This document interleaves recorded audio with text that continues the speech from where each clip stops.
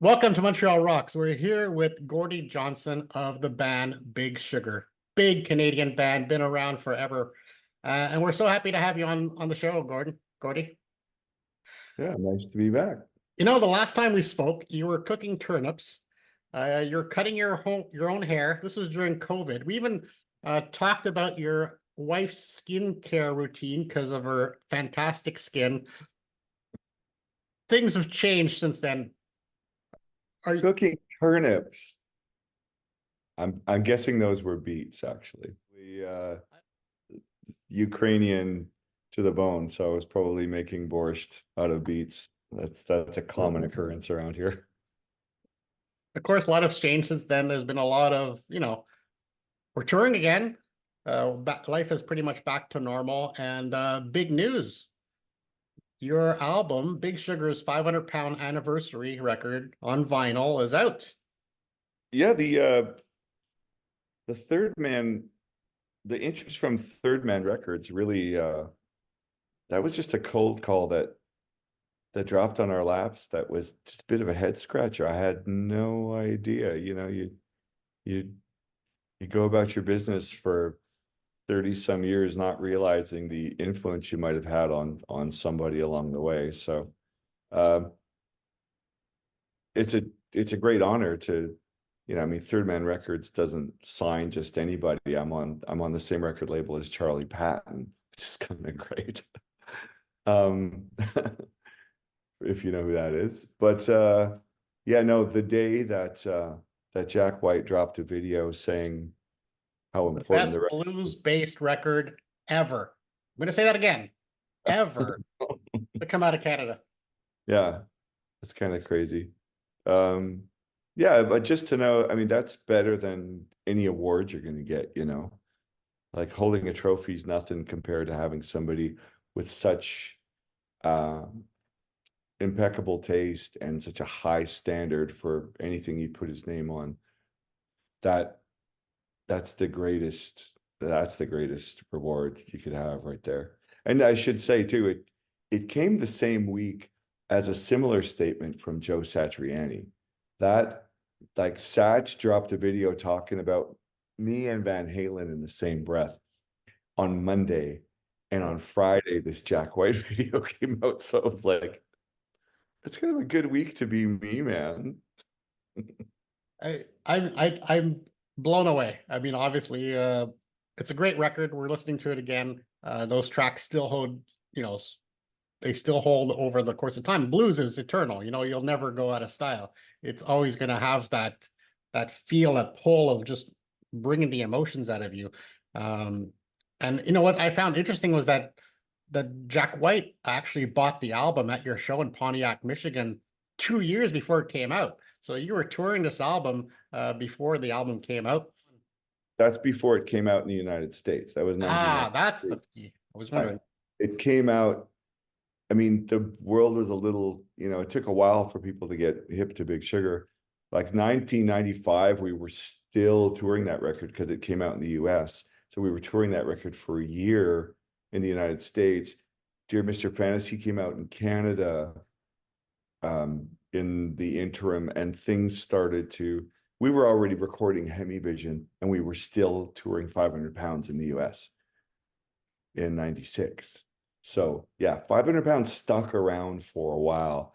And it's amazing how that one record, made us more friends and influenced more people.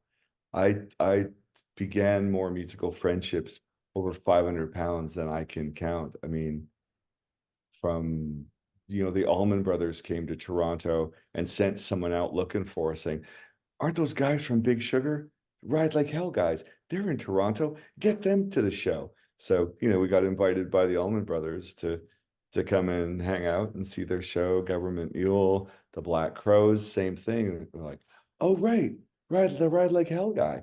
Get them to come to our show. So from Stevie Ray's guys, the Double Trouble, Chris Layton and Tommy Shannon, same thing.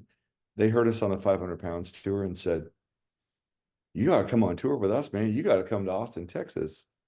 So, yeah, man, that's that one record. I heard from ZZ Top's manager that he brought them into his office to play them 500 pounds and say, what are we doing wrong? How come these young guys are doing this? We need to be doing this. I'm like, are you kidding me, man? This is kind of Ma- rare. So to hear all these years later that Jack White, same thing, he had also heard it and was moved by it. And yeah, it's like I said, man, it's better than any awards you can get. Maybe it's 500 pounds of fan mail. Maybe that's what it means. That's what you've gotten over the years. Third Man printed up some special edition colored vinyl with some bonus tracks. But man, from what I understand, that stuff was all sold and gone before the fact they even turned the lights off at the factory. Like that, they had to go in and do a second pressing, and now we're trying to get them to do a third one. I know at our merchandise table on tour, these records are just, they're selling out before the show. Like Good if you go tip. to the merch table, go early to get to the merch table and get you one, because yeah, they're selling pretty quick, man. Well, let's talk about the shows. This show is a little bit different because it's going to be in a theater setting. So what difference does that make compared to those shows back in the 90s? Well, it's certainly a more dynamic show. Yeah, I mean, we've continued to evolve and mature. So even going back to early material, we're able to present a more dynamic show. And by that I mean, like, it's not just pedal to the metal from the first song. You know what I mean? I'm not Gordie Johnson from the 90s. I'm not trying to recreate something. You have to filter it through your experience and your maturity. It's interesting to breathe life into the 500 pounds material. In a theater setting, allows us to, we present the entire 500 pound record with a different aesthetic than we do the digging a hole and everything after that is part of the set. It's almost like the first half of the movie's in black and white, the second half's in color, you know what I mean? And a theater allows you to do that and dig deeper into the catalog and play things you wouldn't necessarily play like at an outdoor festival or a rock show or something like that. So it's really made us have to rise to the challenge of putting on that kind of show. You're going to hold people's interest over 2 sets, 3 hours intermission or whatever. Yeah, so it's a very different show. Even if you've seen us before, if you've never seen this before, I think you'll find it entertaining. But if you have seen us, you haven't seen this. Well, of course, you'll be touring a lot through Ontario. You're not going to be coming close to Montreal. I was using Google Maps. I found, looking at your tour poster here, the closest one I found to Montreal, which isn't that bad, is in the Meridian at Centerpoint, which is just outside of Ottawa. So a quick 2-hour drive, and you can go see Big Sugar in this amazing setting. Tons of music for your money, so definitely worthwhile. Well, we don't have a date on the calendar yet, but we weren't able to get to Montreal for the longest time. Montreal, we kind of fell off the map there for almost 2 decades. So we really have made a concerted effort to get to Montreal more than once a year, just to reestablish a foothold in Quebec. And we have a lot of fans in Quebec. So it's it's it's funny, when I lived in Toronto, we couldn't get gigs in Quebec. Now I live in Texas, we can. So I don't know what that I don't know what that is. There's something else that's a little special, well, very special about this tour is your new bassist. My new bass player I know here in Austin, and it's kind of funny if you look at recent photos from the tour run online. He looks like 1995 Gordie Johnson. It's put the heat on me to turn up the heat on the fashion sense a little bit. Maybe less road snacks. I definitely gotta stay in shape to play with this guy. He's a lot younger. My whole band's a lot younger. I mean, we've got 3 generations of Big Sugar up on stage. I got a 20-something guy, I got a 30-something guy, and a older than that guy. Yeah, But we're yeah, probably the same. going back to the power trio also allows for, I don't know, a more wide open interpretation of Big Sugar. We started as a trio, so to come back to that, especially for 500 pounds, like I said, it's just a lot more dynamic. We can improvise more. Things, we're a better vocal group. All three guys are great singers, not just adequate, but great sounding singers. So we can really use the vocals as a fourth instrument, from like Newfoundland sea shanties to Tex-Mex, country harmonies, all of these things, the great reggae rock steady, beautiful, sweet singing harmonies. We can do all of that. So that's just another flavor added to the Big Sugar blend, Making it sweeter. making it sweeter. Yeah.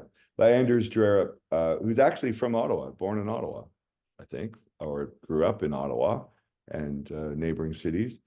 He's been in Texas for a long time, and we met over the pandemic, and we've been making music together. I produced a few records for him, and we've been writing, and just, great family friends. Like, heck, I'll babysit his kid if I have to.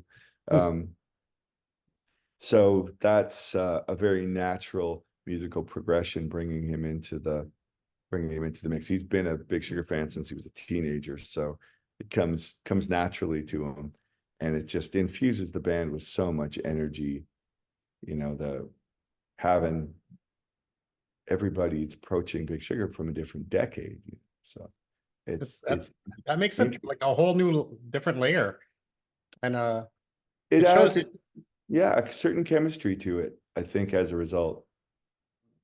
So it's going to be an amazing show. It starts in March 14th, going all the way to March 30th for this leg of the tour anyway. Go to bigsugar.com. You can find all your information for tickets. Before I let you go, I want to play something that we haven't done last time because I hadn't invented it yet, but I like to play something called Fantasy Rock Band. So what I'd like you to do is I'd like you to build the fantasy rock band singer, guitarist, bassist, and drummer, dead or alive. You can't pick your own band that you'd like to see at a show.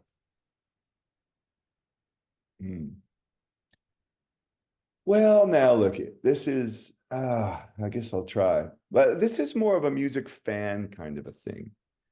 Like, musicians, I don't approach music the same way a fan does. And I'm not trying to be like lofty or saying that like I'm in some superior category of human being, but I don't think about things like that. Like, I don't imagine, the best NFL quarterback in the world thinks about fantasy football. You know what I'm saying? So to me, my great fantasy bands have already happened. Rush is a fantasy band for me. As Like, your first concert. Those three guys doing what they did when they did it boggles the mind. That was a big enough fan. Like, so putting Geddy Lee with somebody else would be like, that doesn't seem like a thing to me. I don't know. I'm just being, just to be perfectly honest, like ZZ Top in the 70s. Boy, like, I wouldn't put Charlie Watts with ZZ Top in the 70s. I like, that was my fantasy flavor of band. You know what I'm saying? So I don't think in those terms. I mean, it's fun watching people collaborate from different zones, but to me, like Black Sabbath, Master of Reality, I don't see how you could make that a better fantasy record than it is. You know what I mean? It's like, to me, those statements, those works of art, they're singular in their imagination and the way they communicated. So I'm not that good at playing fantasy football as a result. I mean, there's people I'd love to jam with, but even then, it's like, I have jammed with a lot of them already. So like, I kind of done that. Fair enough. Fair enough. The secret reason why I asked that question is not because it's just any old game, is I want to know what your influences are without asking the question, who influences you? So you gave us the answers. That's all I wanted. I just don't want to say it in a boring way. Yeah, I mean, not to be bragging, but I'm a person that I sat in the producer's chair between Warren Haynes with a Les Paul and Billy Gibbons with a Les Paul, and I was the guy who hit record and pointed to each one of them when it was time to play their solo. Does it get better than that for any, like, if you're a guitar fan? it just doesn't really get better than that. I had to pinch myself the rest of the night thinking, you know what I did today? I sat between Warren Haynes and Billy Gibbons, and they were just being awesome in front of me. So I'm good. My fantasy bucket's pretty full. As you touch down off your plane from Texas or however you're getting here, what's the first thing you're going to do as you hit Toronto? Their favorite restaurant, favorite food, Oh, friends you're going to go well, see? yeah, you know what? When I hit Toronto, it's nice to recharge my love of West Indian culture and food. So I'll probably find a Trini roti shop like Ali's Roti or something like that. Um, my connection with Italian culture in Toronto is also really strong. So there are a couple locations, if I can possibly, a couple of bakeries and coffee shops, if I can possibly make it there. I love hipster coffee as much as the next hipster, Yeah. but for me, the down home Il Gattonero, Napolitan coffee, or like Lazio's bakery in Mississauga. You know, when you're drinking the best coffee in the world, standing in a bakery or a grocery store, that to me is that's the best coffee of the tour right there. Well, Gordie, thank you so much for spending time with us. Looking forward to this tour. It's going to be 500 pounds of fun. You got to go see it. Starts March 14th, goes all the way to March 30th, and a huge set, tons of value. So look forward to seeing you there. Yeah, it should be really cool. Like I said, anyone who's seen us before should definitely check it out because you haven't heard any or much of this. Actually, there's a lot of vintage guitars coming on the tour, like the one you can see behind you, the 500 pounds Les Paul, the Ride Like Hell 335. There's a bunch of old guitars that have not been on tour in a minute. They're going to be there too. So guitar guys, you want to see that. It'd be great to hearing those old songs. I mean, it was funny. I was, I do my research and I'm looking up why did he pick a name AAA Aardvark?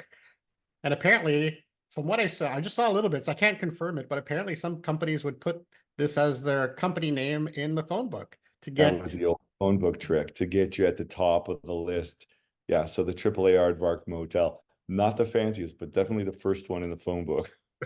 I thought that was interesting. Anyway, those it would be cool to hear those old songs once again. So thanks so much for your time.